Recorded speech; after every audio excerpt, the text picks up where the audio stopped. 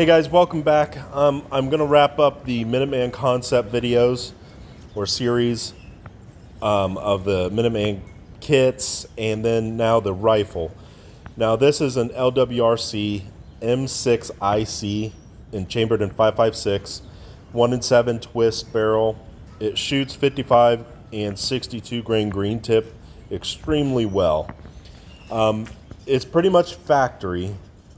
Their trigger, their pistol grip, but they're fluted barrel, A2 bird cage, ProTac by Streamlight. I think this is the 500 lumen. Griffin armament, front sight, Magpul bipods.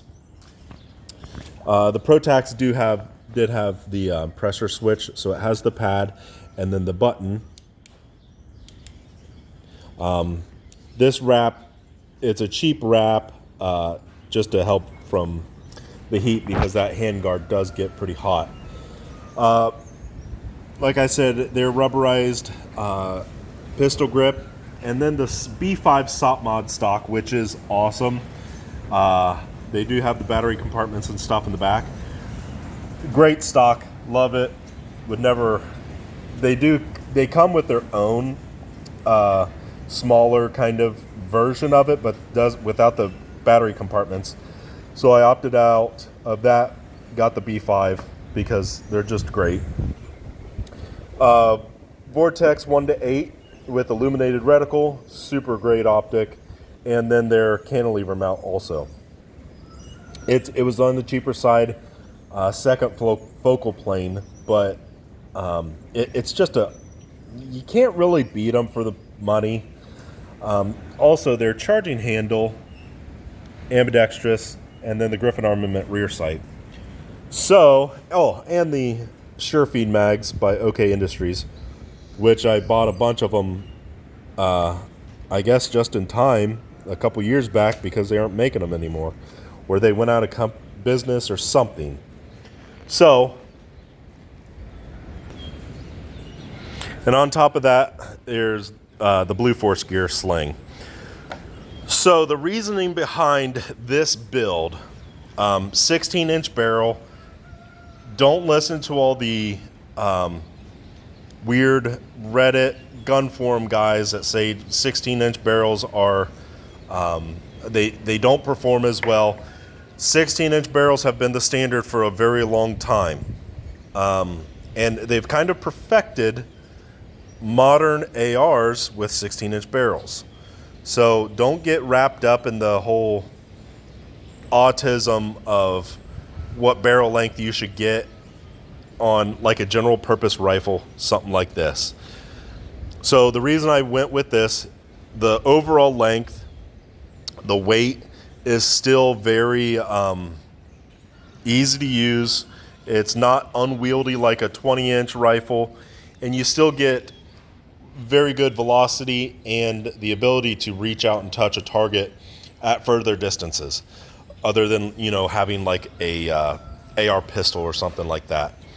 Now I live in rural Ohio, so a 1-8, if you're in like, if things get really bad and you have to gather intelligence and you don't have binos or something, you can still use a 1-8 or a 1-10 to gather information on potential hostile forces, gangs, roving gangs, and stuff like that. You can still use that to positively identify potential targets and intelligence gathering. The other stuff, well, with the bipod too, just to help stabilize it. Everything else, the buttstock, you have a good cheek rest. The sling is, one of the best. They've been a go-to sling for a long time. And everything else, now with the light, if things get really bad, I don't want to be clearing houses and buildings, Battle Drill 6 stuff. So in the in the potentiality of having to do that, I put a light on here just to be safe. I am going to look into getting some type of a honeycomb cover or something, just to help mitigate that reflection on here.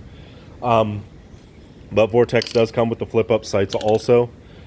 It is a very broad but certain type of build, something like this.